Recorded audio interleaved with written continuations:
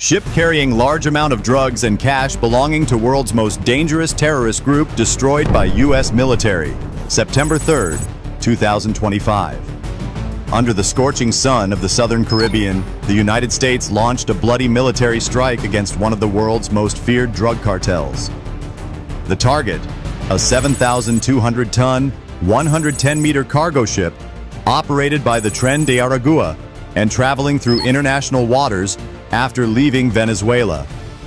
On board was a huge fortune in blood money, 300 tons of methamphetamine precursors, enough to make 190 tons of crystal meth worth more than $569 million, and 13,000 crates of cash destined to fund terrorism across the Americas. Worse still, 42 civilians were being held as slaves, forced to work under armed guard. For years, Tren de Aragua has been a nightmare, linked to more than 2,000 murders and 3,500 human trafficking cases. But this morning, the nightmare was attacked by the U.S. military. How can U.S. Special Forces attack while ensuring the safety of civilians? How to approach the target? I will show you the truth right now. September 3rd, 2025, 10:45 a.m. The calm waters of the Southern Caribbean concealed a storm of steel and violence about to unfold. On the horizon, a vessel measuring 110 meters in length and displacing over 7,200 tons cut across the international waters. Outwardly disguised as a civilian cargo ship, it carried a darker truth. Inside its hull, the infamous Tren de Aragua cartel had hidden 300 tons of methamphetamine precursors and held over 40 civilians, forced into labor as prisoners.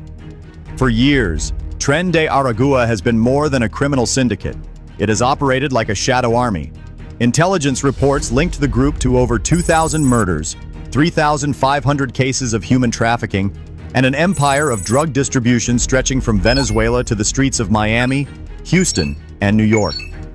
They were not just smugglers. They were a designated foreign terrorist organization working under the protection of Nicolas Maduro's regime. Their reach was measured not in miles, but in lives destroyed. The value of the cargo on board was staggering. If processed, those 300 tons of chemical precursors could produce 190 tons of crystal meth, worth nearly $569 million on the U.S. market. Alongside the drugs were 13,000 barrels of cash, a fortune used to finance weapons, assassinations, and terror across the Western Hemisphere. As the ship pushed further north, it represented more than a cartel's lifeline. It was a floating arsenal of chaos, a ticking time bomb of narcotics, money, and human suffering. And on this day, America had chosen to make its move. This was not just another smuggling ship. It was a floating time bomb, filled with poison meant for our children, guarded by killers, and powered by blood money. Leaving it unchecked would have been leaving death to drift toward our shores. U.S. Secretary of Defense. Cartels like Tren de Aragua thrive on fear. Do you believe operations like this can finally stop them? Leave your answer in the comments. By 11:05 a.m. on September 3rd, 2025, the United States had already positioned its pieces on the chessboard. While the drug vessel moved steadily through the Southern Caribbean, American forces prepared an operation as precise as it was ruthless. The mission was simple in theory, but terrifying in execution. Cripple the cartel's floating fortress without risking the lives of innocent hostages. The opening move came from the skies. From a covert base on Curaçao, the Pentagon launched 50 reconnaissance kamikaze UAVs, each no larger than a motorcycle yet packed with a 40-pound warhead and advanced targeting software. Flying just 150 feet above sea level, they skimmed beneath radar coverage, invisible until it was too late.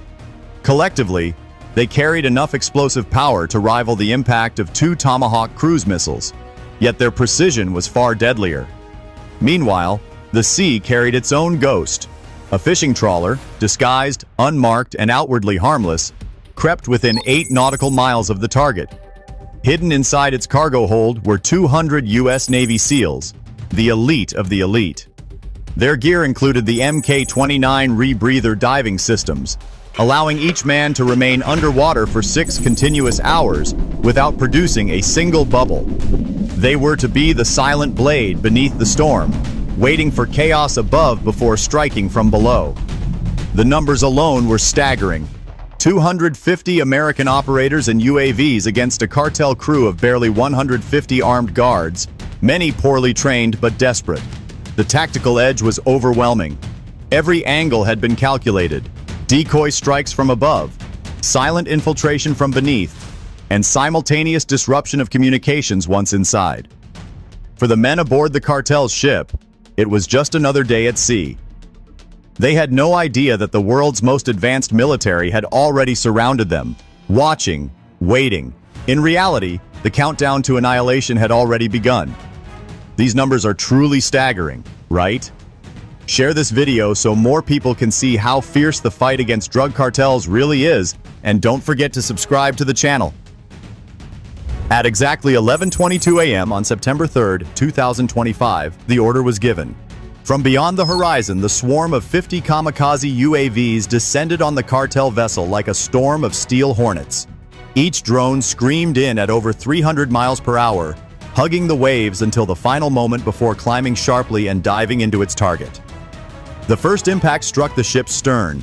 A UAV carrying 18 pounds of C4 detonated against a machine gun nest, instantly killing 3 armed guards and ripping apart the mounted weapon. Within 30 seconds, more than a dozen explosions thundered across the vessel. The ship shook violently as bulkheads ruptured, fuel drums ignited, and smoke towers rose 200 feet into the Caribbean sky. Cartel fighters scrambled in panic. Some fired blindly into the air, unloading entire 30-round magazines at shadows. Others rushed toward the hostages, attempting to use them as human shields. But the American drones had been programmed with surgical precision. They bypassed the cargo holds containing civilians and instead zeroed in on weapons caches and heavily armed fighters. By the 2-minute mark, 37 separate explosions had shredded the vessel's defenses. A drone punched into the forward deck, detonating inside a room stacked with ammunition crates. The blast incinerated over 4,000 rounds of 7.62mm ammunition, triggering a chain of secondary explosions that tore through 4 adjoining compartments. In less than 5 minutes, the cartel's command structure disintegrated. 9 gunmen were confirmed killed instantly, while another 40 were left wounded or incapacitated. Terrified survivors leapt overboard, plunging into the sea, where U.S. reconnaissance teams tracked them with infrared scanners. Yet the drones were only the first wave. As the final UAV slammed into the bridge, shattering communications equipment worth nearly $3 million, the cartel ship was effectively blind and deaf. Smoke poured from ruptured hull sections, and fires raged uncontrolled across the upper decks. Below the chaos, 200 Navy SEALs waited silently in the deep, spread in a perimeter formation within 500 yards of the ship. The explosions above were their signal. As the last drone detonated, shaking the vessel from bow to stern, the divers kicked upward through the water, moving like shadows toward the hull. The battlefield was now split between air and sea, above a burning fortress collapsing into confusion, below a ring of steel-clad warriors closing in. The trap was no longer theory. The Americans were inside the kill box, and the cartel had no way out. What do you think will happen next as U.S. Navy SEALs rise from the depths to storm the ship? Let's find out in the next part. As the last drone strike rocked the cartel vessel at 11:28 a.m., the sea itself erupted with movement. From all sides, 200 Navy SEALs surged upward, breaking the surface like ghosts rising from the abyss. Armed with suppressed MP7 submachine guns and combat knives, they clamped magnetic grapples onto the hull and began their ascent. Within 90 seconds, the first operators breached the deck. The ship's defenders, those who had survived the drone barrage, rushed to resist. But the SEALs came in waves, each squad of 12 men storming different access points. In the portside corridor, a team cleared 4 rooms in under 40 seconds, eliminating 6 cartel fighters with precision headshots. On the starboard flank, breachers used thermite charges to cut through a locked bulkhead, then tossed in stun grenades. The explosion of light and sound left 8 armed guards writhing on the ground, disoriented and helpless. The battle raged deck by deck. Cartel gunmen, some half-blinded by smoke, unleashed panicked fire. In one firefight near the engine compartment, a SEAL squad exchanged over 200 rounds with entrenched defenders. 3 SEALs were struck, shoulder, thigh, and forearm, but continued fighting, pushing forward until the last gunman fell. The most critical mission was the hostage rescue. At 11:35 a.m., Team Bravo breached the cargo hold where 42 civilians, men and women forced into labor, were shackled.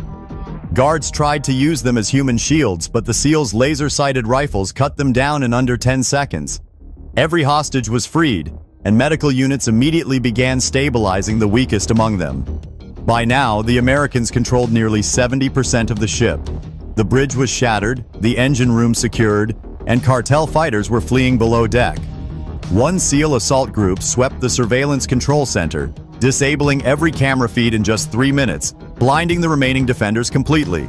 The casualty balance was devastating. Within just 12 minutes of boarding, the SEALs had killed 15 cartel gunmen, captured dozens more, and taken command of all key compartments. Only 5 SEALs sustained injuries, none life-threatening. Against them, the cartel had lost nearly half its fighting force and all its command capability. Smoke curled skyward, gunfire crackled sporadically, but the outcome was already sealed. The cartel's floating fortress was no longer theirs. It was now a battlefield owned by America's finest warriors. By 11:48 a.m. on September 3, 2025, the ship was silent except for the crackle of flames and the boots of American soldiers pounding across its decks. In less than half an hour, the fortress of Tren de Aragua had been reduced to a shattered carcass of steel. The battlefield now belonged entirely to the United States. The results were staggering. In the span of 26 minutes, U.S. forces had neutralized the heart of one of South America's most violent cartels. 9 cartel members lay dead, including 2 mid-level commanders, while over 120 fighters were captured alive, many too badly wounded to resist. 3 of the detainees were identified as regional coordinators, men directly responsible for smuggling routes into Miami and Houston. Their arrest represented the collapse of entire branches of the cartel's operations. The seizure of contraband was even more shocking. Deep inside the ship's cargo holds, SEALs uncovered 300 tons of methamphetamine precursors, stored in steel containers disguised as fertilizer drums. Chemical experts on scene confirmed that this stockpile could be refined into 190 tons of crystal meth, enough to flood the U.S. with more than 1.5 billion street doses. On the open market, the value soared past $569 million, a fortune in narcotics ripped straight from the cartel's grasp. Yet the drugs were only part of the discovery. In a hidden compartment beneath the forward deck, SEAL teams pried open crates to reveal 13,000 blue-painted cash barrels. Inside, neatly bundled U.S. dollars, Colombian pesos, and Venezuelan bolivars, an estimated $450 million in liquid assets. This was the financial bloodstream of Tren de Aragua, a horde meant to purchase weapons, bribe officials, and bankroll terror across the hemisphere. Now it lay in American custody. The human toll was equally decisive. 42 hostages, laborers kidnapped from fishing villages in Venezuela and Colombia, were freed, each of them given immediate medical care. For these men and women, the nightmare ended on a deck still scarred by fire and blood. By early afternoon, U.S. Navy helicopters thundered overhead, lifting prisoners and contraband off the smoking wreck. Standing at a podium in Washington, Secretary of State Marco Rubio delivered the message with brutal clarity. This is a warning. To anyone plotting to bring narcotics into the United States, be prepared for annihilation. Tren de Aragua thought they were untouchable. Today, they are broken. The Caribbean waters closed over the cartel's last hope. In one morning, the United States had not only destroyed a ship, but sent shockwaves through the entire underworld of the Americas. By the time the smoke cleared on September 3, 2025, the Southern Caribbean had witnessed a battle that will be remembered for decades. In just 26 minutes, the United States military dismantled a criminal empire on the high seas.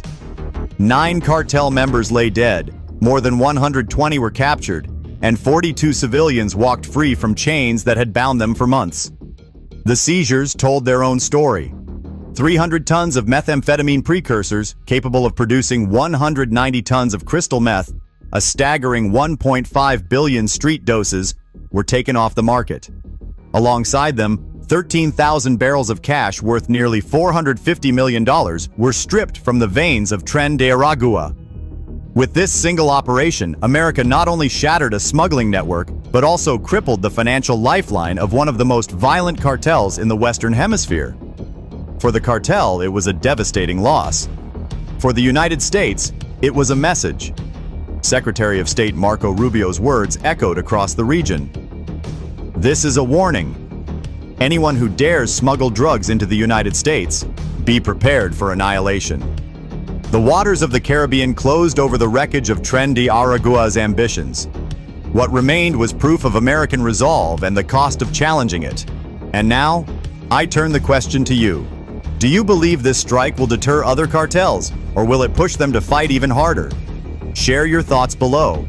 If you value in-depth analysis like this, don't forget to like, subscribe, and hit the bell so you never miss the next story of conflict shaping our world.